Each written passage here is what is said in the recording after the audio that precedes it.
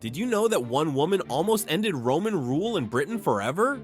In 61 AD, Queen Boudica watched Roman soldiers destroy everything she loved. They had beaten her daughters and stolen her land. But instead of giving up, she did something incredible. Boudica gathered 230,000 angry Britons. This wasn't just an army, it was a wave of pure revenge. They swept across the land like a wildfire, completely wiping out 3 major Roman cities. London burned to the ground, Colchester was destroyed, St. Albans disappeared, 70,000 Romans died in the most brutal way possible. For months, it seemed like Boudica had won, but the Romans had one advantage: discipline. In a single massive battle, their organized soldiers faced Boudica's huge but chaotic army. The Romans formed tight lines and fought like a machine. When the dust settled, Boudica's dream was crushed. Rather than be dragged to Rome as a prisoner and paraded through the streets in chains, she chose to poison herself. One woman had almost changed history forever.